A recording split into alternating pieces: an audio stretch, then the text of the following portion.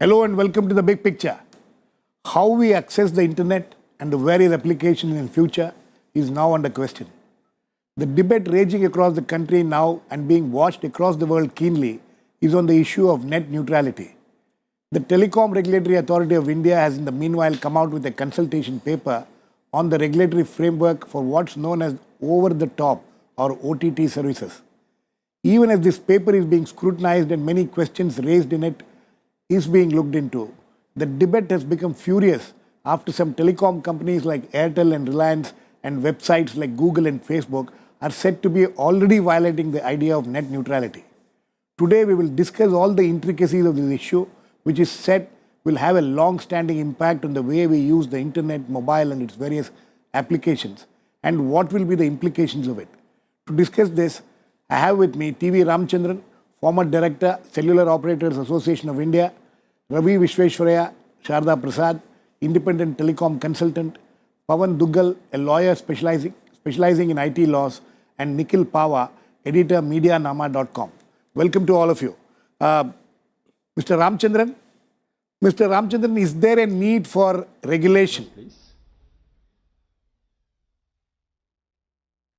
I would like to first state that this TRI consultation paper is only posing questions for debate, for discussion, for responses from the public, from all stakeholders, and then it is very incorrect. Some wrong information, misinformation, misunderstanding is going around that as if there is already a decision in place and nothing has happened. We are nothing has happened. I have debates and yes, Mr. Ramchandran, I have very clearly said questions have been raised in the paper.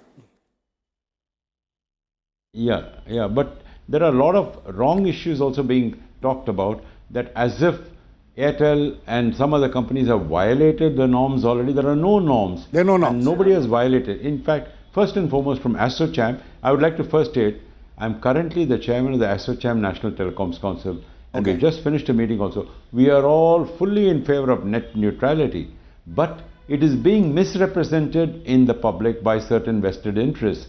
Actually, there are three parties involved in this debate. One is the consumer, who is non-commercial, you and me as a net user. Right. The second is the telco, who is 100% commercial, who is in business. And he has invested in infrastructure, he is paying taxes to the government, he is paying license fees, he is paying spectrum usage charges, he is doing all that, maintaining quality of service. That is one second category. Third category are the content providers and some people like that application who are now raising all these questions. My point is, these content providers are also commercial. They are commercial entities. They are not the end user. They are not the netizen. They are using the net for business. Now, for them to say they are not paying any charges, but they want that if the costs are going up, they say increase the data charges for the end user. We don't want to increase data charges.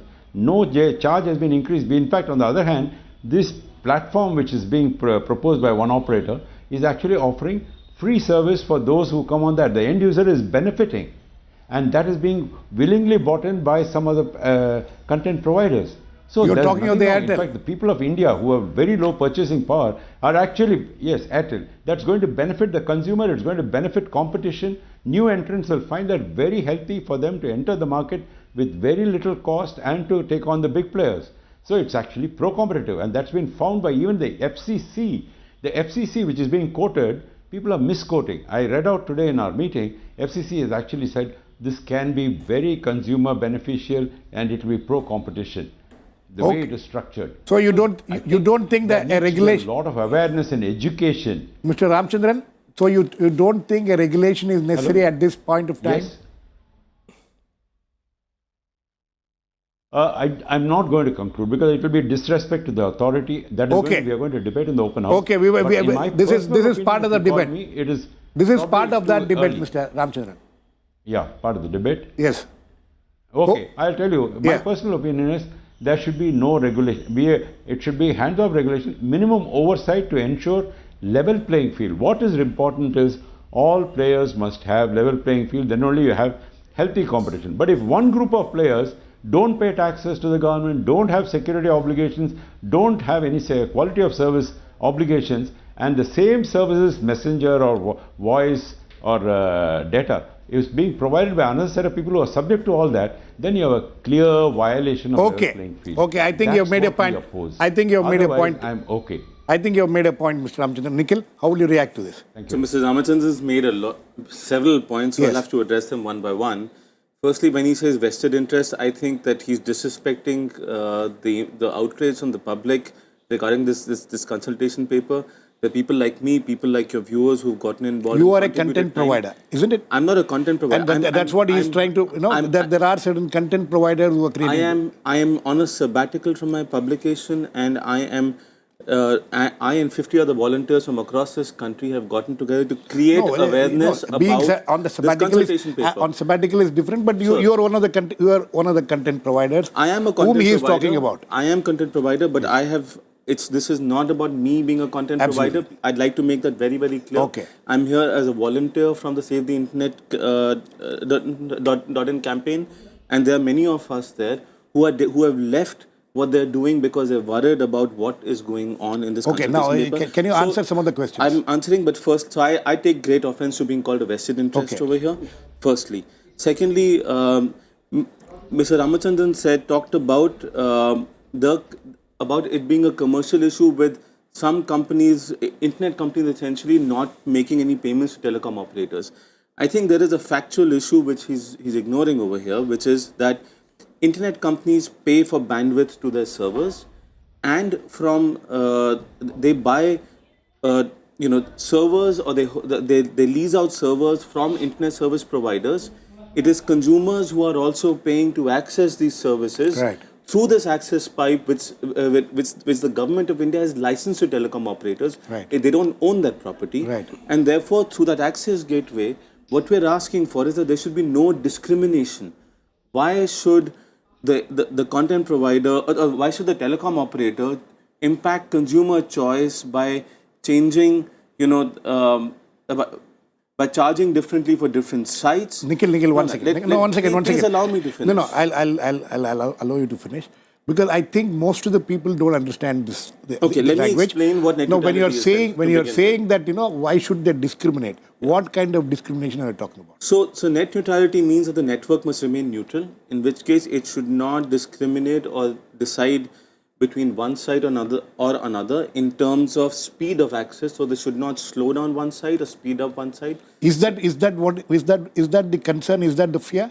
So that's one of the things, and it's a part of the TRAI consultation paper. Another part of the consultation paper is the TRAI is asking whether they should be allowed to control the price of a service or not, right? And that is also an aspect of net neutrality, which everyone who's speaking for telecom operators is trying to obfuscate by saying that cost won't impact consumer choice in terms of discrimination, right? So right now we have a free. Can you give an example? So very simple. If Flipkart is available for free and a Snapdeal is not, right? So today when as a user I'm accessing a service, I am not going to a particular site thinking, okay, I'll be paying, let's say, 3 rupees per MB to access this, versus I'll be paying 2 rupees per MB to access another site, versus I'll be paying no money to access a third site.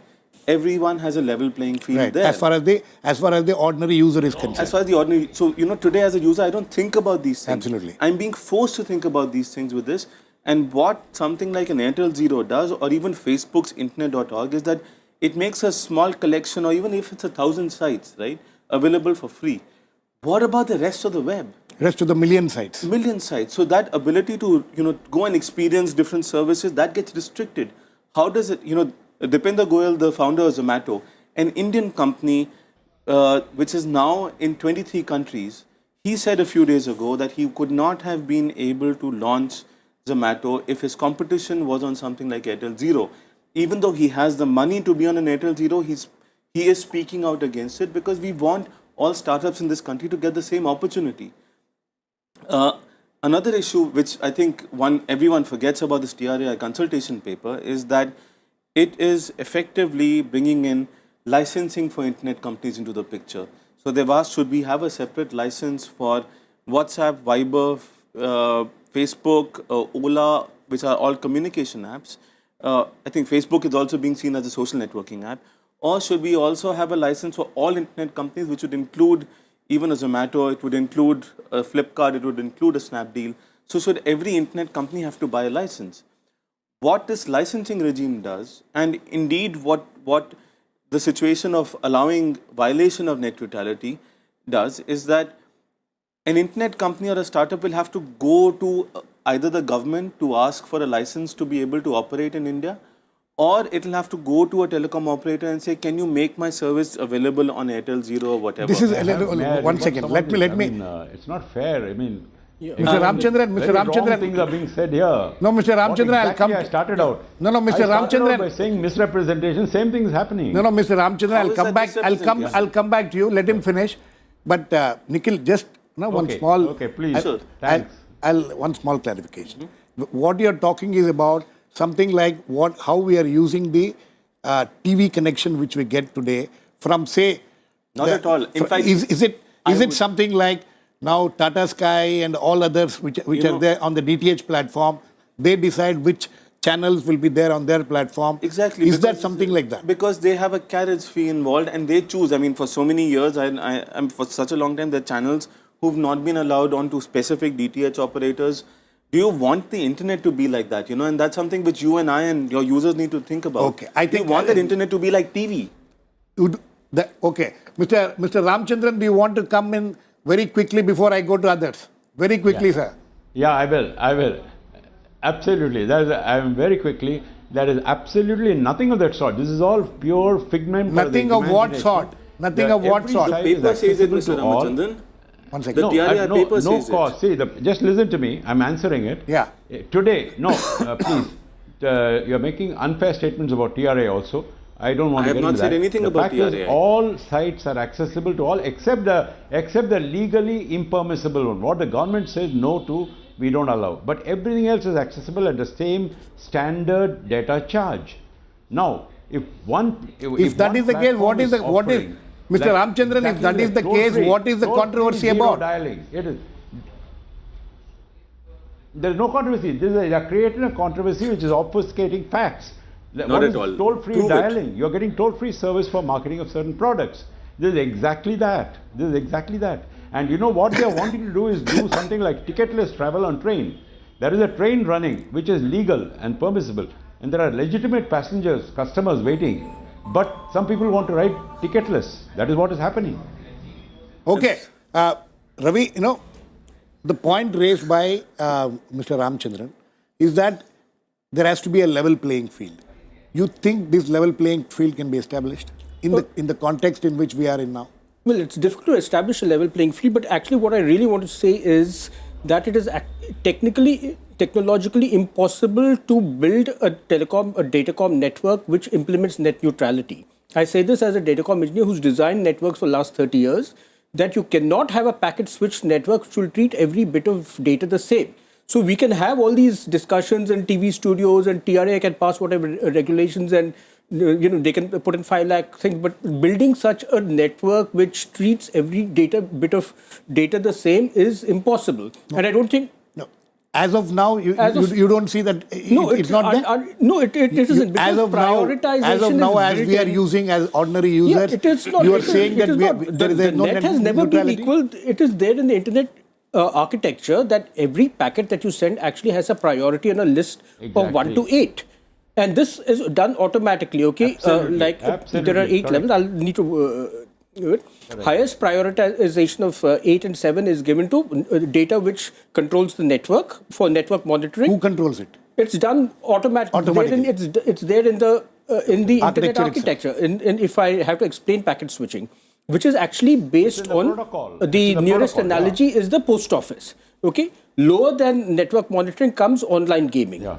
A little lower than priority is given to voice over internet protocol, because voice can have at most can bear a time lag of 20 milliseconds. Lower priority than voice over internet than voice is video streaming, because video streaming can bear up to 100 milliseconds. Lower than that are email, other applications. Much lower than that are software downloads or movie downloads. So prioritization is built into the nature of the internet. You cannot treat, the idea of net neutrality was propounded by a law professor at Columbia University called Tim Wu, who really had no understanding of technology at all. In fact, there is not one single telecom engineer who will tell you that you can build a network which will implement data neutrality, network neutrality. It's technologically impossible because... Okay. So we can have all the discussions you want. No, we'll come back to it. I fully agree with that. You cannot build such a network. It's a 100% right statement. Okay. Pavan? Mr. Legally. Girish, I 100% endose that. It's absolutely Okay, correct. Mr. Ramchandran, I'll come back to you. Just now. Pavan, you know, now technologically he says that net neutrality is not possible. Legally, what is the situation? Well, legally, these are early days yet. The fact still remains that a lot of work needs to be done on the legal, policy and regulatory issues pertaining to net neutrality. So any kind of jumping the gun is clearly not in the right sequence of things. And we have to quickly realize that network neutrality, India still doesn't have a definition of what's network neutrality. Does the world have network neutrality? Does the world have a definition? Yes, it does. And One second. Let him finish. Ravi, let him finish. Of network neutrality, Ravi, let him finish. I'll come to you. I mean, I think any of the actors have never even understood it. No, let him finish. I think, different countries have tried to adopt and tried to define it differently. But now in the Indian context, we'll have to quickly realize that we cannot Pavan, are you saying that in other countries this has been defined? It has been defined, but nobody... Sure. Yeah, One second, Ravi. but there's no Ravi, let him finish. Yeah, sure. Please. But there's no one universal definition per se. No, there is. Each country to its own. You can't transpose the American experience and come and say this is going to work in India. It would not. However, some fundamental principles are dramatically just the same. But in this context, these are very early days yet when a consultation paper has been sought to be done. However, I'm slightly concerned with the direction from where the consultation paper is coming. Yes. The fact of the matter is, you can draft a consultation paper and you can ask questions, but if the questions are asked in a manner to get a particular kind of a response, that is one particular area that would require more consideration. But more significant in this entire debate is a fundamental issue that's missing all of us. The fundamental issue is, are you going to effectively regulate, legally speaking, disruptive technologies like over-the-top applications, a majority of whom do not have physical offices located within the territorial boundaries of your own countries. And it's here that issues pertaining to internet jurisdiction are going to come across. So the question arises is, where is the question of trying to restrict consumer choices, consumers' online freedoms, and other consumers' online liberties under the ground that, okay, if you have the money, pay me the money and I will give you additional service. But that additional preferential service is going to be at the cost of the teeming millions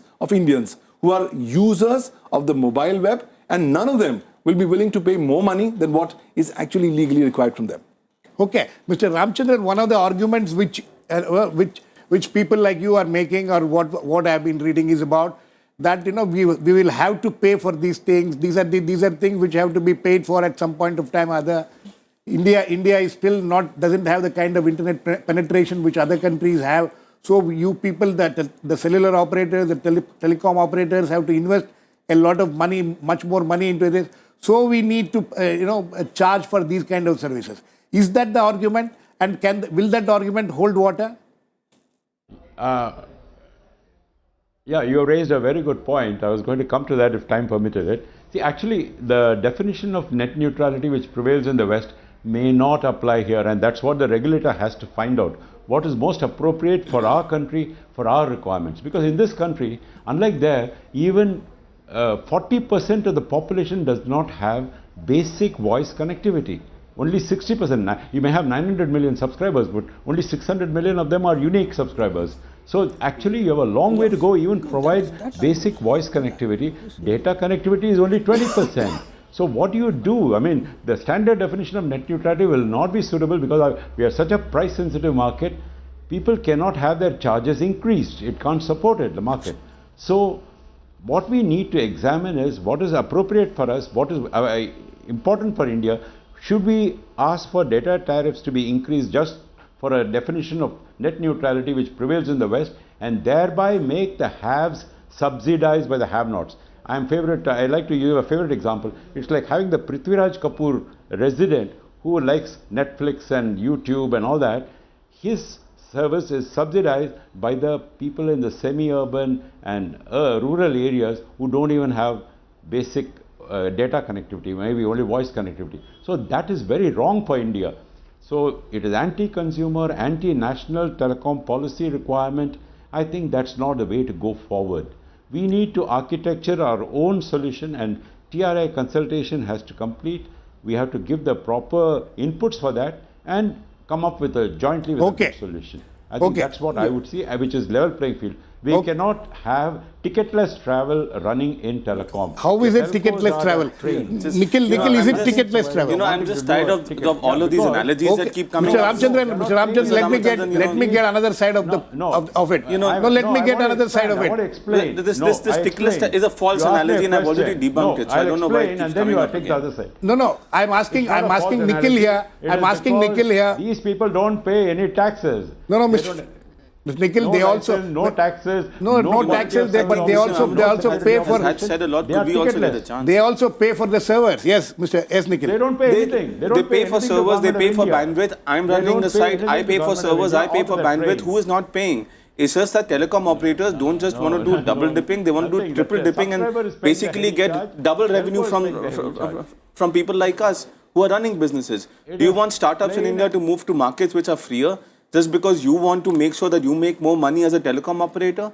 Telecom operators are profitable. They've even in the auctions, are you trying to tell me that they went in without a viable business model? Telecom operators have been saying for years that they're going to die. They are profitable. Nikhil, I don't know what you know about the spectrum or auctions. Their data revenues are actually growing year on year. Their voice revenues are growing. So what more do you want? You're just losing control. You're creating an environment where you want to do paid prioritization for which site is being accessed. No. And effectively, Mr. Ramchandran, let him have his say. No, he's also, as you said. I did not interrupt Mr. Ramchandran. As you said, Mr. Ramchandran, as you said, there are three players in this. He's one of the players. Let him have his say. I did not interrupt Mr. Ramachandran. I would expect Mr. Ramchandran, let him have his say. Let him have his say. Yeah, but you can't raise wrong data. You can't it is. Let people decide whether it is wrong or not, Mr. Ramchandran. Let him have his say. Finally, the tribe will decide what is wrong and what is right. Yes, very quickly, Nikhil. Do you know, Mr. Girish? Airtel CEO Gopal Vittal in fact, may I please speak, Mr. Ramchandran? Sir, please let him also have a say. Let him also have a say. Airtel CEO Gopal Vittal said in February on the financial results conference call, he said, there is no evidence that there is cannibalization of voice revenues from any mobile internet revenues. He said it himself. So I don't understand what this is about. If you want to contradict your own CEOs, then that's fine. But please be truthful about the fact that these companies are profitable, they are making money, their data revenues are doubling. Go and see the financial reports. Please don't misrepresent it. Okay. Really. Ravi? See, what I'm saying is, what is the point of passing laws and regulations which you can never enforce? Ravi, my question is this. My question is this. My question is, considering all the technological limitations, how is it that we can ensure that the ordinary consumer doesn't have to face a kind of a monopoly situation where a consumer is forced to go to a particular operator because he is offering certain things and certain other things like Nikhil Pava's website I want to access, I am not able to access. Can that kind of a situation be avoided? Let me say, even now, he was giving the example of Airtel Zero, where let's say Flipkart, it's gone off Airtel Zero, but let's say we compare Flipkart and Amazon. Now, the way the internet is, suppose I'm doing a transaction on Flipkart now, and 5 minutes later, if I do two transactions, these transactions will be processed very differently. Internet operates on best effort basis. It doesn't operate on a quality of service basis. Okay, packets travel in different ways. Packets have different prioritization. So, let's say Airtel cannot say that... As an ordinary user, one second. Cannot say that, let's say both of us are doing a transaction simultaneously on Flipkart. They will be processed at different rates. At different rates, at different times. Speeds. They'll be processed at different speeds because packets travel in different ways. The packets don't travel in a straight line from A to B. They go by what is called a least effort. So you might go through in 10 milliseconds, in 100 milliseconds. I might take 1 second to go through. No, but that's a natural thing. Yeah, it's a natural thing. So what we are talking about guarantee equality, but it cannot guarantee equality of two transactions. Ravi, 1 second. From Flipkart, how can it guarantee? 1 second, Ravi. How can it guarantee? Let me ask the question, please. Certainly. What I am saying is, if what you're talking is something which is happening naturally because Yes. of whatever technology. Now, what we are discussing is that something which can be controlled because of this. It cannot. Right, I'm Nikhil, saying if I'm net not wrong? neutrality is a utopian concept which has no One basis in second, technological one reality. second. See, Yeah. all we are saying is, for commercial reasons, don't discriminate between Yeah, how that is fine. users like me access the internet. That is fine. That is for Competition Commission of India to examine. Or You know, it's startups, not. but the problem is that the TRAI paper is asking exactly these same Yes, questions. They absolutely. want to change the way we use the internet forever because of their commercial reasons. Okay. We don't want would you that. agree with that, Pavan? Well, I think the questions... Going by the TRAI consultation paper and the questions they have raised? Well, the way in which the questions are drafted actually leaves one thinking as to which direction are they coming from. That's one. And I think historically speaking, there's a troubling trend. 24th of March 2015, Supreme Court hands out a fantastic victory for online free speech in the 66A judgment. 3 days later, by another route, the TRA comes up with this consultation paper. So whatever online liberties you gathered that the Supreme Court has won for you, by an indirect way, the said liberties are being sought to be actually potentially impacted in one way or the other. Yes. And I have to ask you one question. In case if we want to do in this manner what we do, the question is, will India be able to achieve and implement the success of its Digital India program? The answer is a crystal clear no. Because the Digital India program wants to empower Indians, wants to make India into a knowledge economy by 2018. If you are going to make discriminatory approaches on internet platforms, that's going to effectively mean that you're going to actually strike a death knell into the mobile web, which is one of the growth engines of the Indian economy. So I think all these issues require detailed consideration. Let's not hurry it out. The good thing is that the TRAI is only a recommendatory body. Let them come up with the recommendations, but without examining the broader public interest, you cannot proceed forward. Okay. And that's the See, most significant if issue. I can come in. If No, I no, can come in one this second. minute. Mr. Ramchandran, would you, what do you have to say to what Pavan is saying? That, this is something which could even impact the Digital India program, and if all these things are being done for commercial considerations, what happens to the ordinary user? I agree with that. I agree with it in one side that it could impair the Digital India program, but that will happen if they follow what the view is being quoted of net neutrality and what they want of the Airtel platform. No, that is completely misrepresentation. It's the other way around. Like I said, that consumers benefit from such what I am saying, and that is sought to be stopped by the other side. Consumers will Content providers want the I'm benefit sorry, to the but- consumers to stop, and that will go against digital empowerment of the end user. By taking money from people, Yeah. by taking money from people, you are actually improving their experience on some sites versus others. Consumer choice is being distorted by these approaches. It already is. It's automatic. You can't do it. I know, but I'm saying Ravi, consumer choice for what is automatic we are not discussing. No, We are discussing about what is See, what discrimination is there, but there's no way you can That is- stop that is it. a- There's no way you can stop the that discrimination. is not There's no done. way you That is can- not done by There's no way any. you can detect the discrimination. There's no way you Okay, can stop that's your point of view. That's a technological pass point all of the view. laws, but if you're never able to implement a law that you're passed, how will you ever? But What's there is a case, right? There was a case where Netflix, which is a video streaming service in the Okay, US, let me- was actually the experience was degraded by Comcast while they Yes. were negotiating with Netflix Okay. for these things. Yes. No, This- Sorry, that is sorry, distortion. it is the sorry, same thing. It's the Nikhil. same thing. Sorry, Origin Nikhil. France- Sorry, Ravi. We are Origin completely run out of time. France Ravi, we are takes money completely from run out of Google. time. Origin France takes You money can from have a Google personal and Google. discussion later. We are completely run out of time. From the discussion today, it's quite evident that this is an issue which will require much more debate before any clarity comes into it. Hopefully, there will be much more debates, and we'll wait and watch what kind of a recommendation TRAI will come out with. Thanks to all my guests. Please keep watching. We'll come back with another issue in the big picture same time tomorrow.